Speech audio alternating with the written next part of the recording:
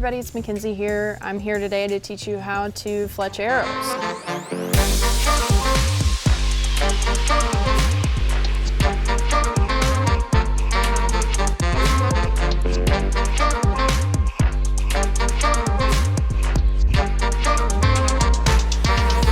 So all of these vanes are put on in the exact same way.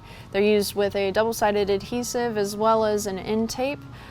Today I'll be using spider vanes. I'll be using the silver version, but these are the vanes that I shoot day to day, and these are the ones that I'll be using. But it is also totally okay to use these other vanes, and they will be applied in the same fashion.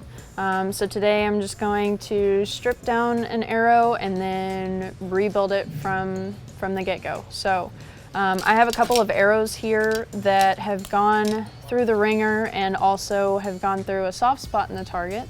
So that crumples the fletchings. And if you really don't want to fletch, you can actually take it and flatten out the fletchings a little bit and then recreate the curl, and it'll shoot pretty much like new, but these are pretty done under, so I'm going to go ahead and start from beginning. So what I have here on my elements are going to be my fletching kit, and then I'm going to also mark my initials as well as the arrow number on these shafts because they don't have any markings on them at all. So in my little box here, I've got my spider vanes, and then I also have the tape that goes along with them.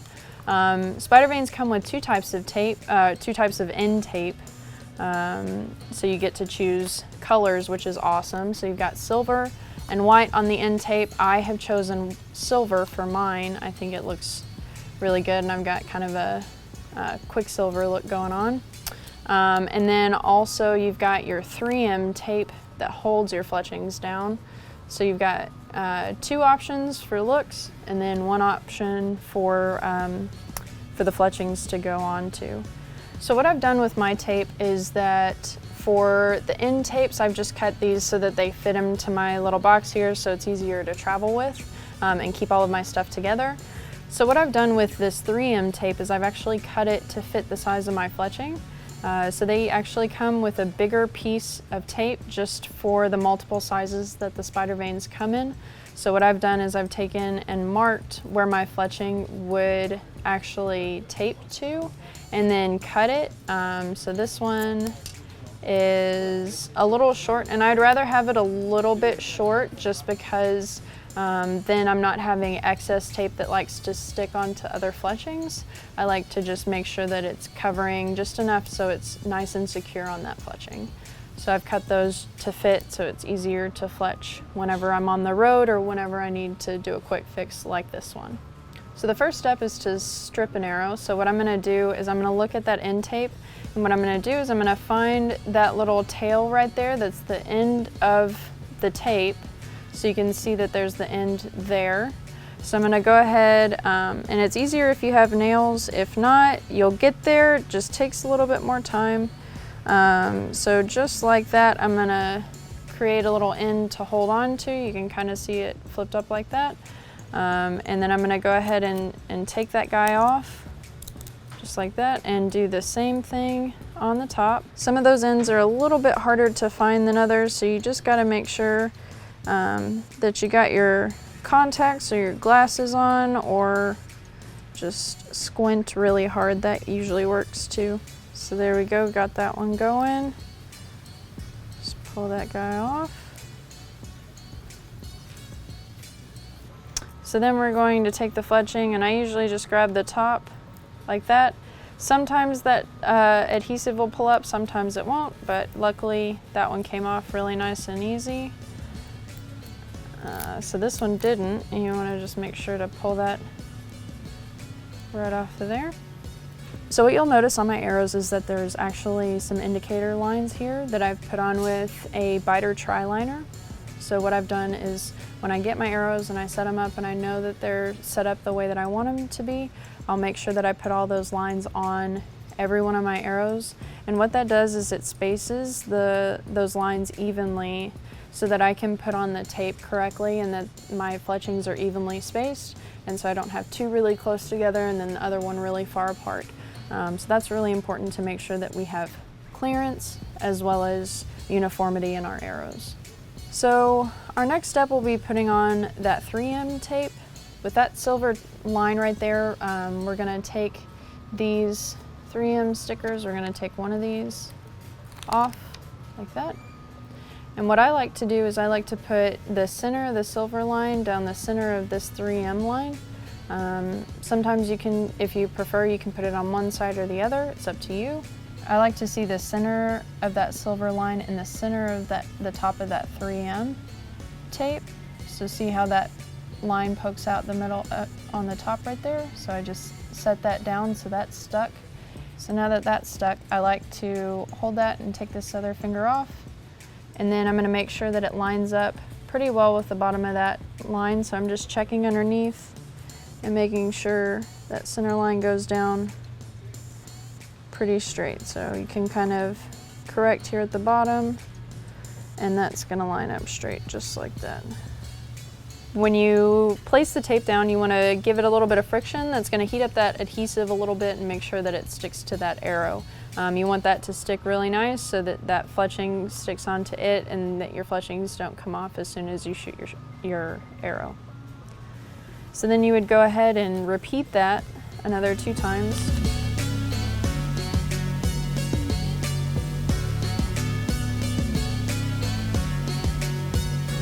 The next step would be to take that covering off of the 3M, that brown piece of paper. So again, this helps if you have nails. If you are really having trouble, you might use a pocket knife or something of that nature, but you really just want to lift that little piece of brown paper up right there and then peel that guy off like that. So then you can see how well you lined up your silver line to your adhesive. So mine went pretty well there. It's in the center down here, it's in the center up here. So then what we're gonna do is we're gonna take a fletching.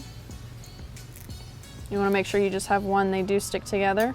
And then we're gonna take that right line of the fletching right here on the edge, and I want that to line up perfect with the edge of the tape here. So we're gonna go to the top of that double-sided adhesive and line on the edge of that tape. And so it is stuck to the edge all the way down. And then again, press on the fletching and make sure that that is sticking to that side. So if you add just a little bit of friction once it's in the right spot, you heat up that adhesive and it'll be a good stick.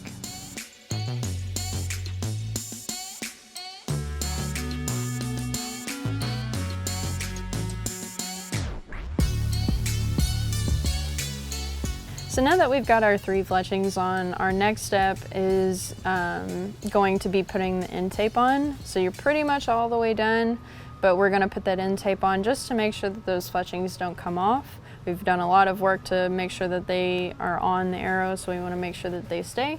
The end tape helps so that when the arrow is flying, there's less drag because those ends do fly up a little bit if you're shooting them without end tape. So you want to create less drag as well as keep those fletchings secured to your arrow. So for the spider vanes, what they come with are these end tapes. And I really like these because they're cut. So there's a line down the middle, you can see. And then you've got 2 different pieces. So for each arrow, I will use 1 whole row. So I'll use 1 for the top and then 1 for the bottom. So the way I do it is I'll take this top piece, and sometimes the way they're cut, you need to hold this other piece down so it comes off. And then I actually turn my arrow away from me so the fletchings are close to my body. Then I'll take that tape like this. So I'm going to secure the tape on the base of one of the fletchings, and then I'm going to give it a little bit of tension because I want it to show kind of that fletching indentation underneath. I really want it to stick really well, so I'll start going up a little bit. And the only part of the fletching that I want to be covering with this end tape is going to be that last little portion on the end of the fletching. So then I'm going to work my way back up, and I'm going to end it right there. So I have a little bit of tape left over, but if I lay this tape flat down and it's that cut edge, what I have found is that it will lift up a lot easier in the wind as well as wear just over time while I'm shooting. So what I like to do is I like to pinch the end like that. So when I push away, it lays down that tape, and you can barely even see the end of that end tape on the arrow. It's connected. So it's nice and clean. Everything's a really nice round uniform finish. So like I said on the bottom end tape, what we're gonna do is just put the end tape on the last portion of that fletching. On these, you have a really nice little dent there so that can be pushed without really affecting that fletching up there on the top. So again, just same process. We're gonna lay that down, make sure it's secure, and then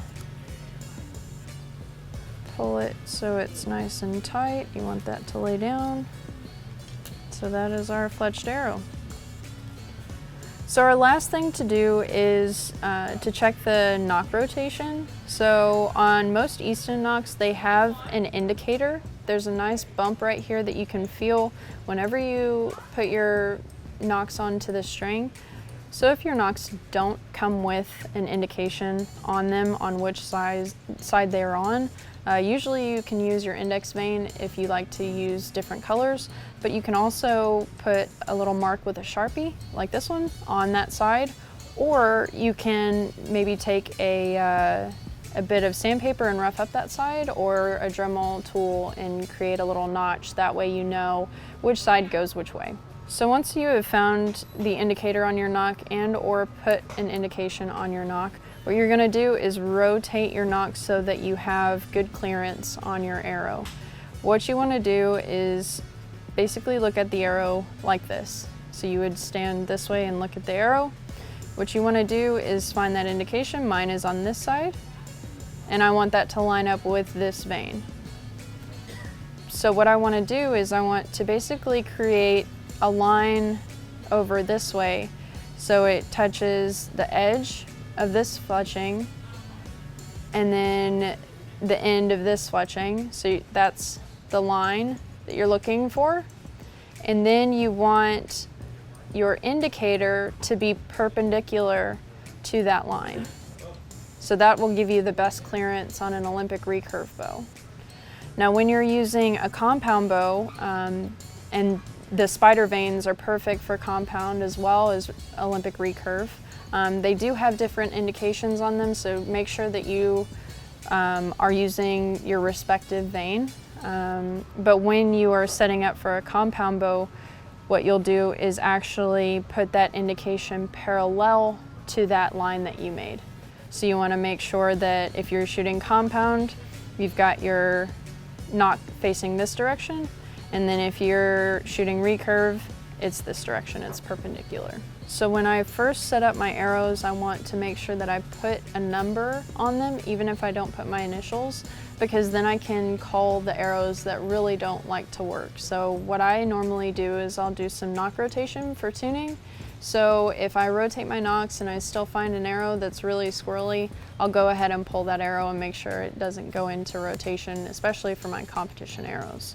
So make sure that you keep that uniform. If you start with a brand new batch and you have one that doesn't work, keep that in mind and try to fletch that arrow and make sure that it's one that maybe just shoots well while fletched but isn't a bare shaft.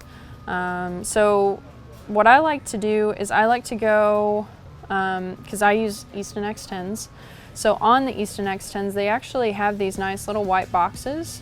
And what most people don't know is that you're supposed to use those for your initials. So you can use a fine point black Sharpie, and it's perfect for putting your first and last name and a number. But I have really big handwriting, so I prefer not to use the boxes. And I like to use a silver Sharpie, and it's all matching, and everything is really nice to look at. So for me, I'm just gonna go in here. I'm using a Sharpie silver marker right there. And I like to use new ones just because the point is so fine and you can make thin lines. I don't like it when the Sharpie is mashed down and has really thick lines. It just doesn't look as good. So for me, I'm gonna put the M there and the B. So you've got the M and the B there. And then for this arrow, I'm gonna put number 1. So initials are required in FIDA, so if you miss an arrow or if an arrow passes through and you aren't able to find it, there are crews that go out after we're done with our competition and look for arrows, so they know which one is yours. So that's really important on being ready for a FIDA tournament or a USA Archery event. One other maintenance tip for Easton arrows, especially the X10, is for cleaning. If you have arrows like mine that have lots of arrow lube or gunk on them, if you're setting up your fletchings or you're doing your initials, what you want to do is you want to use some denatured alcohol. You want to use that because it's less abrasive than, say, an acetone. If you need to use some acetone, I recommend using a Q-tip or a cotton swab and using small amount of acetone, especially for the Sharpie. A lot of times that is a little bit harder to get off, so I would just use it in small areas. I wouldn't use it all the way down the arrow, but if you're using it for cleaning the entire arrow and starting over new, I recommend using denatured alcohol. Thanks for joining us today, guys. I hope you learned how to fletch your arrows. And if you like this video, make sure you hit the like button and also subscribe to Lancaster Archery's YouTube page. And also hit that notification bell so that you get notified when we have new videos coming up. So thank you for joining us and have a great day. And subscribe. And